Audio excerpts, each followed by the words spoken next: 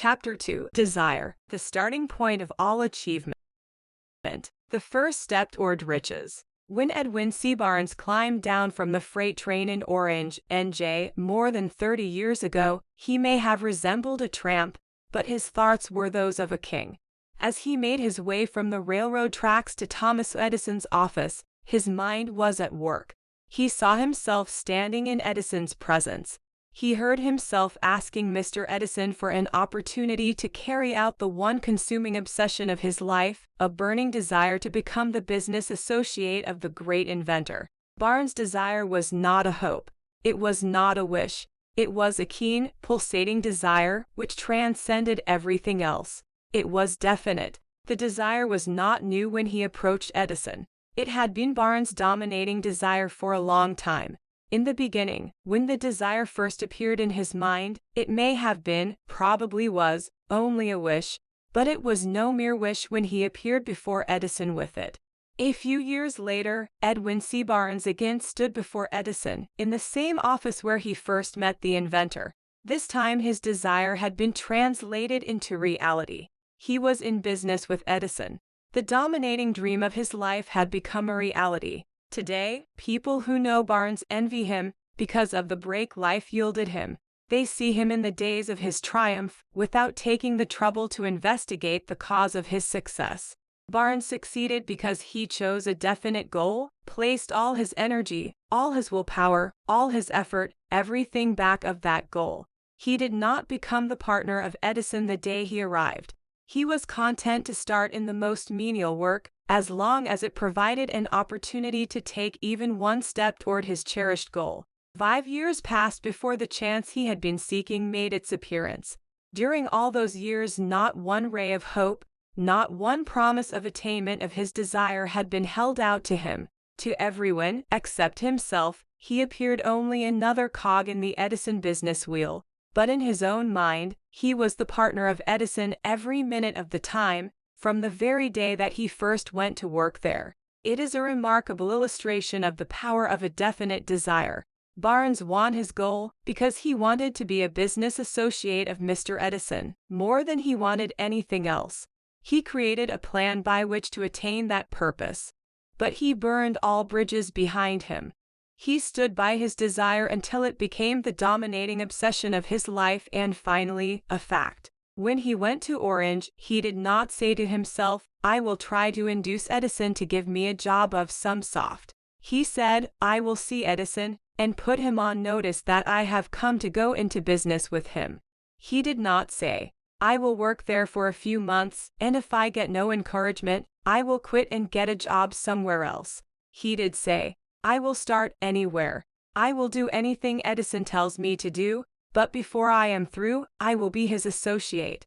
He did not say, "I will keep my eyes open for another opportunity, in case I fail to get what I want in the Edison organization." He said, "There is but one thing in this world that I am determined to have, and that is a business association with Thomas Edison. I will burn all bridges behind me, and stake my entire future on my ability to get what I want." He left himself no possible way of retreat. He had to win or perish. That is all there is to the Barnes story of success. A long while ago, a great warrior faced a situation which made it necessary for him to make a decision which ensured his success on the battlefield. He was about to send his armies against a powerful foe, whose men outnumbered his own. He loaded his soldiers into boats, sailed to the enemy's country, and loaded soldiers and equipment, then gave the order to burn the ships that had carried them. Addressing his men before the first battle, he said, "You see the boats going up in smoke. That means that we cannot leave these shores alive unless we win. We now have no choice. We win, or we perish." They won. Every person who wins in any undertaking must be willing to burn his ships and cut all sources of retreat. Only by so doing can one be sure of maintaining that state of mind known as a burning desire to win, essential to success. The morning after the Great Chicago Fire, a group of merchants stood on State Street, looking at the smoking remains of what had been their stores. They went into a conference to decide if they would try to rebuild or leave Chicago and start over in a more promising section of the country. They reached a decision. all except when to leave Chicago. The merchant who decided to stay and rebuild pointed a finger at the remains of his store and said, "Gentlemen, on that very spot I will build the world's greatest store, no matter how many times it may burn down." That was more than 50 years ago. The store was built. It stands there today, a towering monument to the power of that state of mind known as a burning desire. The easy thing for Marshall Field to have done would have been exactly what his fellow merchants did. When the going was hard, and the future looked dismal, they pulled up and went where the going seemed easier. Mark well this difference between Marshall Field and the other merchants, because it is the same difference which distinguishes Edwin C. Barnes from thousands of other young men who have worked in the Edison organization. It is the same difference which distinguishes practically all who succeed from those who fail. Every human being who reaches the age of understanding of the purpose of money wishes for it.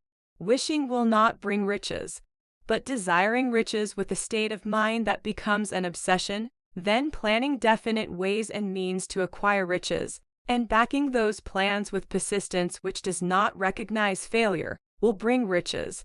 The method by which desire for riches can be transmuted into its financial equivalent consists of 6 definite, practical steps, viz. First, fix in your mind the exact amount of money you desire. It is not sufficient merely to say "I want plenty of money."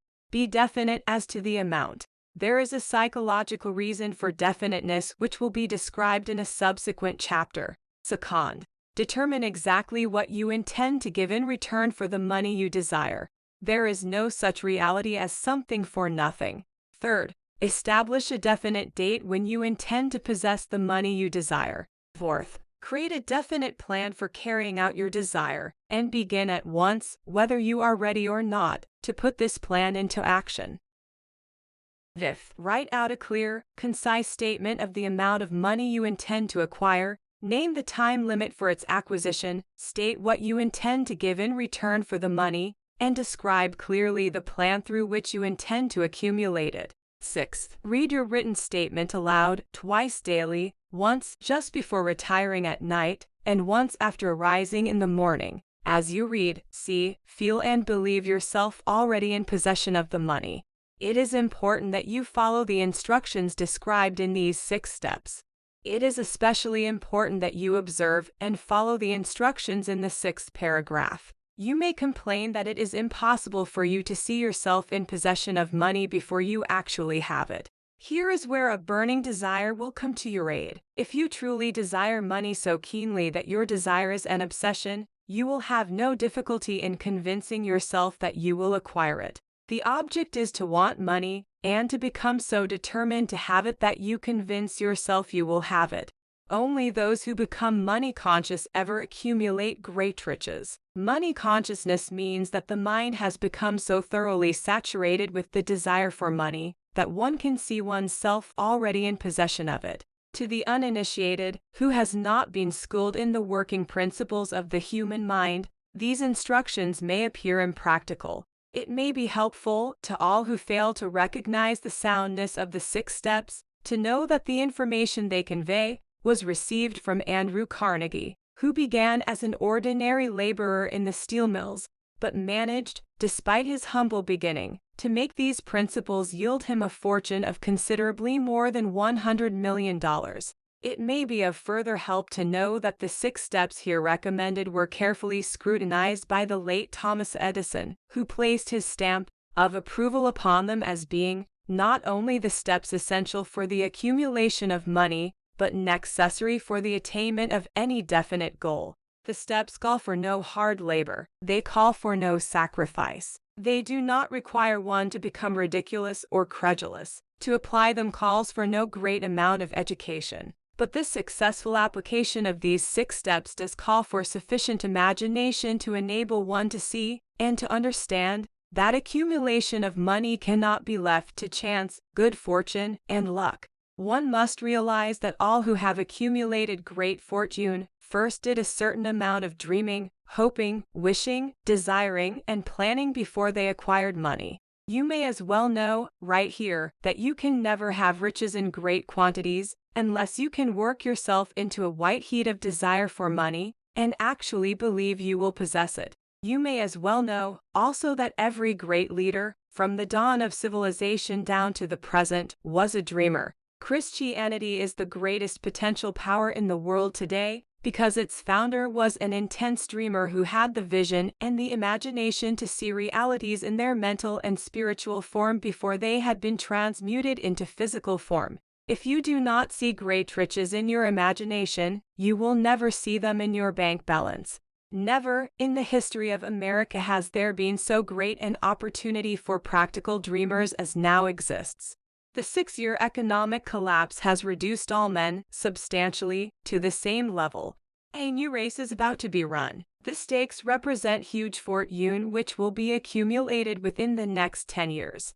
The rules of the race have changed because we now live in a changed world that definitely favors the masses, those who had but little or no opportunity to win under the conditions existing during the Depression, when fear paralyzed growth and development. We who are in this race for riches should be encouraged to know that this changed world in which we live is demanding new ideas, new ways of doing things, new leaders, new inventions, new methods of teaching, new methods of marketing, new books, new literature, new features for the radio, new ideas for moving pictures. Back of all this demand for new and better things, there is one quality which one must possess to win, and that is definiteness of purpose, the knowledge of what one wants, and a burning desire to possess. The business depression marked the death of one age and the birth of another. This changed world requires practical dreamers who can and will put their dreams into action. The practical dreamers have always been, and always will be, the pattern makers of civilization. We who desire to accumulate riches should remember the real leaders of the world always have been men who harnessed and put into practical use the intangible, unseen forces of unborn opportunity, and have converted those forces, or impulses of thought, into skyscrapers, cities, factories, airplanes, automobiles, and every form of convenience that makes life more pleasant. Tolerance and an open mind are practical necessities of the dreamer of today. Those who are afraid of new ideas are doomed before they start. Never has there been a time more favorable to pioneers than the present. True, there is no wild and woolly West to be conquered, as in the days of the covered wagon, but there is a vast business, financial, and industrial world to be remolded and redirected along new and better lines. In planning to acquire your share of the riches, let no one influence you to scorn the dreamer. To win the big stakes in this changed world, you must catch the spirit of the great pioneers of the past, whose dreams have given to civilization all that it has of value, the spirit which serves as the lifeblood of our own country, your opportunity and mine, to develop and market our talents. Let us not forget, Columbus dreamed of an unknown world, staked his life on the existence of such a world, and discovered it. Copernicus, the great astronomer, dreamed of a multiplicity of worlds and revealed them. No one denounced him as impractical after he had triumphed. Instead, the world worshipped at his shrine, thus proving once more that success requires no apologies, failure permits no alibis. If the thing you wish to do is right, and you believe in it, go ahead and do it. Put your dream across, and never mind what they say if you meet with temporary defeat, for they, perhaps, do not know that every failure brings with it the seed of an equivalent success. Henry Ford, poor and uneducated, dreamed of a horseless carriage, went to work with what tools he possessed, without waiting for opportunity to favor him, and now evidence of his dream belts the entire earth. He has put more wheels into operation than any man who ever lived, because he was not afraid to back his dreams. Thomas Edison dreamed of a lamp that could be operated by electricity, began where he stood to put his dream into action, and despite more than 10,000 failures, he stood by that dream until he made it a physical reality. Practical dreamers do not quit. Whelan dreamed of a chain of cigar stores, transformed his dream into action, and now the United Cigar Stores occupy the best corners in America. Lincoln dreamed of freedom for the black slaves, put his dream into action, and barely missed living to see a united North and South translate his dream into reality. The Wright brothers dreamed of a machine that would fly through the air. Now one may see evidence all over the world that they dreamed soundly. Marconi dreamed of a system for harnessing the intangible forces of the ether. Evidence that he did not dream in vain may be found in every wireless and radio in the world. Moreover, Marconi's dream brought the humblest cabin and the most stately manor house side by side. It made the people of every nation on earth backdoor neighbors. It gave the President of the United States a medium by which he may talk to all the people of America at one time and on short notice. It may interest you to know that Marconi's friends had him taken into custody and examined in a psychopathic hospital when he announced he had discovered a principle through which he could send messages through the air without the aid of wires or other direct physical means of communication. The dreamers of today fare better. The world has become accustomed to new discoveries. Nay, it has shown a willingness to reward the dreamer who gives the world a new idea. The greatest achievement was, at first and for a time, but a dream. The oak sleeps in the acorn, the bird waits in the egg, and in the highest vision of the soul, a waking angel stirs. Dreams are the seedlings of reality. Awake, arise, and assert yourself, you dreamers of the world. Your star is now in the ascendancy. The world depression brought the opportunity you have been waiting for. It taught people humility, tolerance, and open-mindedness. The world is filled with an abundance of opportunity which the dreamers of the past never knew. A burning desire to be and to do is the starting point from which the dreamer must take official. Dreams are not born of indifference, laziness, or lack of ambition. The world no longer scoffs at the dreamer, nor calls him impractical. If you think it does, take a trip to Tennessee and witness what a dreamer president has done in the way of harnessing and using the great water power of America. A score of years ago, such a dream would have seemed like madness. You have been disappointed, you have undergone defeat during the Depression, you have felt the great heart within you crushed until it bled. Take courage, for these experiences have tempered the spiritual metal of which you are mad. They are assets of incomparable value. Remember, too, that all who succeed in life get off to a bad start and pass through many heartbreaking struggles before they arrive. The turning point in the lives of those who succeed usually comes at the moment of some crisis, through which they are introduced to their other selves. John Bunyan wrote The Pilgrim's Progress, which is among the finest of all English literature, after he had been confined in prison and sorely punished because of his views on the subject of religion. O. Henry discovered the genius which slept within his brain after he had met with great misfortune and was confined in a prison cell in Columbus, Ohio. Being forced, through misfortune, to become acquainted with his other self and to use his imagination, he discovered himself to be a great author instead of a miserable criminal and outcast. Strange and varied are the ways of life, and stranger still are the ways of infinite intelligence, through which men are sometimes forced to undergo all sorts of punishment before discovering their own brains and their own capacity to create useful ideas through imagination. Edison, the world's greatest inventor and scientist, was a tramp telegraph operator. He failed innumerable times before he was driven, finally, to the discovery of the genius which slept within his brain. Charles Dickens began by pasting labels on blacking pots. The tragedy of his first love penetrated the depths of his soul and converted him into one of the world's truly great authors. That tragedy produced, first, David Copperfield, then a succession of other works that made this a richer and better world for all who read his books. Disappointment over love affairs generally has the effect of driving men to drink and women to ruin, and this, because most people never learn the art of transmuting their strongest emotions into dreams of a constructive nature. Helen Keller became deaf, dumb, and blind shortly after birth. Despite her greatest misfortune, she has written her name indelibly in the pages of the history of the great.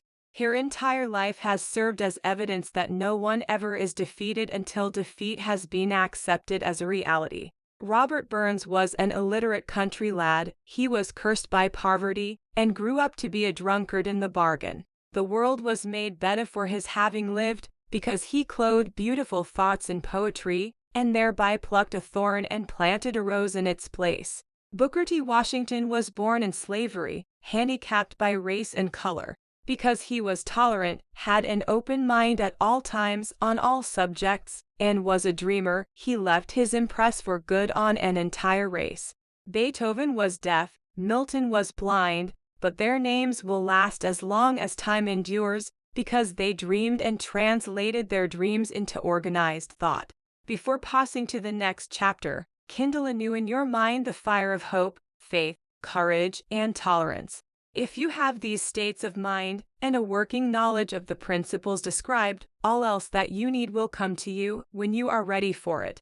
Let Emerson state the thought in these words: every proverb, every book, every byword that belongs to the for aid and comfort shall surely come home through open or winding passages. Every friend whom not thy fantastic will, but the great and tender soul in the craveth, shall lock thee in his embrace. There is a difference between wishing for a thing and being ready to receive it. No one is ready for a thing until he believes he can acquire it. The state of mind must be belief, not mere hope or wish. Open-mindedness is essential for belief. Closed minds do not inspire faith, courage, and belief. Remember, no more effort is required to aim high in life, to demand abundance and prosperity, than is required to accept misery and poverty. A great poet has correctly stated this universal truth through these lines: I bargained with life for a penny, and life would pay no more. However, I begged at evening, when I counted my scanty store. For life is a just employer, he gives you what you ask, but once you have set the wages, why, you must bear the task. I worked for a menial's hire, only to learn, dismayed, that any wage I had asked of life, life would have willingly paid. Desire outwits Mother Nature. As a fitting climax to this chapter, I wish to introduce one of the most unusual persons I have ever known. I first saw him 24 years ago, a few minutes after he was born. He came into the world without any physical sign of ears, and the doctor admitted, when pressed for an opinion, that the child might be deaf and mute for life. I challenged the doctor's opinion. I had the right to do so. I was the child's father. I, too, reached a decision and rendered an opinion, but I expressed the opinion silently, in the secrecy of my own heart. I decided that my son would hear and speak. Nature could send me a child without ears, but nature could not induce me to accept the reality of the affliction. In my own mind I knew that my son would hear and speak. How? I was sure there must be a way, and I knew I would find it. I thought of the words of the immortal Emerson: the whole course of things goes to teach us faith. We need only obey. There is guidance for each of us, and by lowly listening, we shall hear the right word. The right word, desire. More than anything else, I desired that my son should not be a deaf mute. From that desire I never receded, not for a second. Many years previously, I had written, "Our only limitations are those we set up in our own minds." For the first time, I wondered if that statement were true. Lying on the bed in front of me was a newly born child, without the natural equipment of hearing. Even though he might hear and speak, he was obviously disfigured for life. Surely, this was a limitation which that child had not set up in his own mind. What could I do about it? Somehow I would find a way to transplant into that child's mind my own burning desire for ways and means of conveying sound to his brain without the aid of ears. As soon as the child was old enough to cooperate, I would fill his mind so completely with a burning desire to hear, that nature would, by methods of her own, translate it into physical reality. All this thinking took place in my own mind, but I spoke of it to no one. Every day I renewed the pledge I had made to myself, not to accept a deaf mute for a son. As he grew older and began to take notice of things around him, we observed that he had a slight degree of hearing. When he reached the age when children usually begin talking, he made no attempt to speak, but we could tell by his actions that he could hear certain sounds slightly. That was all I wanted to know. I was convinced that if he could hear, even slightly, he might develop still greater hearing capacity. Then something happened which gave me hope. It came from an entirely unexpected source. We bought a Victrola. When the child heard the music for the first time, he went into ecstasies and promptly appropriated the machine. He soon showed a preference for certain records, among them, It's a Long Way to Tipperary. On one occasion, he played that piece over and over, for almost 2 hours, standing in front of the Victrola, with his teeth clamped on the edge of the case. The significance of this self-formed habit of his did not become clear to us until years afterward, for we had never heard of the principle of bone conduction of sound at that time. Shortly after he appropriated the Victrola, I discovered that he could hear me quite clearly when I spoke with my lips touching his mastoid bone, or at the base of the brain. These discoveries placed in my possession the necessary media by which I began to translate into reality my burning desire to help my son develop hearing and speech. By that time he was making stabs at speaking certain words. The outlook was far from encouraging, but desire backed by faith knows no such word as impossible. Having determined that he could hear the sound of my voice plainly, I began immediately to transfer to his mind the desire to hear and speak. I soon discovered that the child enjoyed bedtime stories, so I went to work, creating stories designed to develop in him self-reliance, imagination, and a keen desire to hear and to be normal. There was one story in particular, which I emphasized by giving it some new and dramatic coloring each time it was told. It was designed to plant in his mind the thought that his affliction was not a liability, but an asset of great value. Despite the fact that all the philosophy I had examined clearly indicated that every adversity brings with it the seed of an equivalent advantage, I must confess that I had not the slightest idea how this affliction could ever become an asset. However, I continued my practice of wrapping that philosophy in bedtime stories, hoping the time would come when he would find some plan by which his handicap could be made to serve some useful purpose. Reason told me plainly that there was no adequate compensation for the lack of ears and natural hearing equipment. Desire backed by faith pushed reason aside and inspired me to carry on. As I analyze the experience in retrospect, I can see now that my son's faith in me had much to do with the astounding results. He did not question anything I told him. I sold him the idea that he had a distinct advantage over his older brother, and that this advantage would reflect itself in many ways. For example, the teachers in school would observe that he had no ears, and, because of this, they would show him special attention and treat him with extraordinary kindness. They always did. His mother saw to that, by visiting the teachers and arranging with them to give the child the extra attention necessary. I sold him the idea, too, that when he became old enough to sell newspapers, his older brother had already become a newspaper merchant. He would have a big advantage over his brother, for the reason that people would pay him extra money for his wares, because they could see that he was a bright, industrious boy, despite the fact he had no ears. We could notice that, gradually, the child's hearing was improving. Moreover, he had not the slightest tendency to be self-conscious, because of his affliction.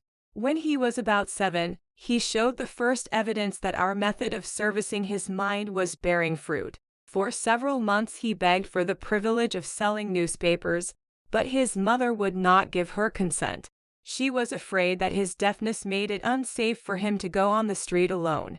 Finally, he took matters in his own hands. One afternoon, when he was left at home with the servants, he climbed through the kitchen window, shinnied to the ground, and set out on his own.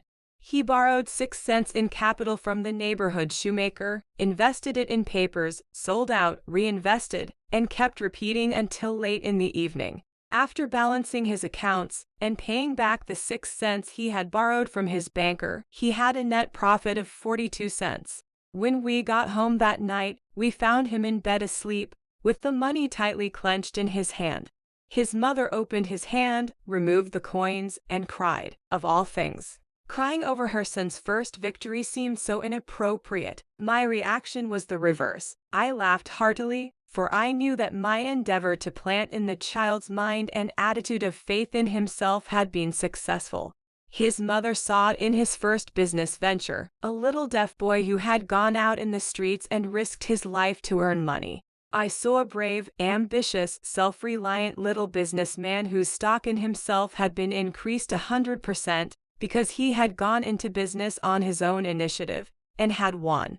The transaction pleased me because I knew that he had given evidence of a trait of resourcefulness that would go with him all through life. Later events proved this to be true. When his older brother wanted something, he would lie down on the floor, kick his feet in the air, cry for it, and get it. When the little deaf boy wanted something, he would plan a way to earn the money, then buy it for himself. He still follows that plan. Truly, my own son has taught me that handicaps can be converted into stepping stones on which one may climb towards some worthy goal, unless they are accepted as obstacles and used as alibis. The little deaf boy went through the grades, high school, and college without being able to hear his teachers, excepting when they shouted loudly at close range. He did not go to a school for the deaf. We would not permit him to learn the sign language. We were determined that he should live a normal life and associate with normal children, and we stood by that decision, although it cost us many heated debates with school officials. While he was in high school, he tried an electrical hearing aid, but it was of no value to him due, we believed, to a condition that was disclosed when the child was 6 by Dr. J. Gordon Wilson of Chicago, when he operated on one side of the boy's head and discovered that there was no sign of natural hearing equipment. During his last week in college, 18 years after the operation, something happened which marked the most important turning point of his life. Through what seemed to be mere chance, he came into possession of another electrical hearing device, which was sent to him on trial. He was slow about testing it, due to his disappointment with a similar device. Finally, he picked the instrument up, and more or less carelessly, placed it on his head, hooked up the battery, and lo, as if by a stroke of magic, his lifelong desire for normal hearing became a reality. For the first time in his life he heard, practically as well as any person with normal hearing. God moves in mysterious ways, his wonders to perform. Overjoyed because of the changed world which had been brought to him through his hearing device, he rushed to the telephone, called his mother, and heard her voice perfectly. The next day he plainly heard the voices of his professors in class, for the first time in his life. Previously he could hear them only when they shouted, at short range. He heard the radio, he heard the talking pictures. For the first time in his life, he could converse freely with other people without the necessity of their having to speak loudly. Truly, he had come into possession of a changed world. We had refused to accept nature's error, and, by persistent desire, we had induced nature to correct that error through the only practical means available. Desire had commenced to pay dividends, but the victory was not yet complete. The boy still had to find a definite and practical way to convert his handicap into an equivalent asset. Hardly realizing the significance of what had already been accomplished, but intoxicated with the joy of his newly discovered world of sound, he wrote a letter to the manufacturer of the hearing aid, enthusiastically describing his experience. Something in his letter, something, perhaps, which was not written on the lines, but back of them, caused the company to invite him to New York. When he arrived, he was escorted through the factory, and while talking with the chief engineer, telling him about his changed world, a hunch, an idea, or an inspiration, call it what you wish, flashed into his mind. It was this impulse of thought which converted his affliction into an asset, destined to pay dividends in both money and happiness to thousands for all time to come. The sum and substance of that impulse of thought was this: it occurred to him that he might be of help to the millions of deafened people who go through life without the benefit of hearing devices, if he could find a way to tell them the story of his changed world. Then and there, he reached a decision to devote the remainder of his life to rendering useful service to the hard of hearing. For an entire month, he carried on an intensive research, during which he analyzed the entire marketing system of the manufacturer of the hearing device, and created ways and means of communicating with the hard of hearing all over the world for the purpose of sharing with them his newly discovered changed world. When this was done, he put in writing a 2-year plan, based upon his findings. When he presented the plan to the company, he was instantly given a position for the purpose of carrying out his ambition. Little did he dream, when he went to work, that he was destined to bring hope and practical relief to thousands of deafened people who, without his help, would have been doomed forever to deaf-mutism. Shortly after he became associated with the manufacturer of his hearing aid, he invited me to attend a class conducted by his company for the purpose of teaching deaf-mutes to hear and to speak. I had never heard of such a form of education. Therefore I visited the class, skeptical but hopeful that my time would not be entirely wasted. Here I saw a demonstration which gave me a greatly enlarged vision of what I had done to arouse and keep alive in my son's mind the desire for normal hearing. I saw deaf-mutes actually being taught to hear and to speak, through application of the self-same principle I had used, more than 20 years previously, in saving my son from deaf-mutism. Thus, through some strange turn of the wheel of fate, my son, Blair, and I have been destined to aid in correcting deaf-mutism for those as yet unborn, because we are the only living human beings, as far as I know, who have established definitely the fact that deaf-mutism can be corrected to the extent of restoring to normal life those who suffer with this affliction. It has been done for one, it will be done for others. There is no doubt in my mind that Blair would have been a deaf-mute all his life, if his mother and I had not managed to shape his mind as we did. The doctor who attended at his birth told us, confidentially, the child might never hear or speak. A few weeks ago, Dr. Irving Voorhees, a noted specialist on such cases, examined Blair very thoroughly. He was astounded when he learned how well my son now hears and speaks, and said his examination indicated that theoretically, the boy should not be able to hear at all. But the lad does hear, despite the fact that X-ray pictures show there is no opening in the skull whatsoever, from where his ears should be to the brain. When I planted in his mind the desire to hear and talk, and live as a normal person, there went with that impulse some strange influence which caused nature to become bridge builder, and span the gulf of silence between his brain and the outer world, by some means which the keenest medical specialists have not been able to interpret. It would be sacrilege for me to even conjecture as to how nature performed this miracle. It would be unforgivable if I neglected to tell the world as much as I know of the humble part I assumed in the strange experience. It is my duty, and a privilege to say I believe, and not without reason, that nothing is impossible to the person who backs desire with enduring faith. Verily, a burning desire has devious ways of transmuting itself into its physical equivalent. Blair desired normal hearing, now he has it. He was born with a handicap which might easily have sent one with a less defined desire to the street with a bundle of pencils and a tin cup. That handicap now promises to serve as the medium by which he will render useful service to many millions of hard of hearing, also, to give him useful employment at adequate financial compensation the remainder of his life. The little white lies I planted in his mind when he was a child, by leading him to believe his affliction would become a great asset, which he could capitalize, has justified itself. Verily, there is nothing, right or wrong, which belief, plus burning desire, cannot make real. These qualities are free to everyone. In all my experience in dealing with men and women who had personal problems, I never handled a single case which more definitely demonstrates the power of desire. Authors sometimes make the mistake of writing of subjects of which they have but superficial or very elementary knowledge.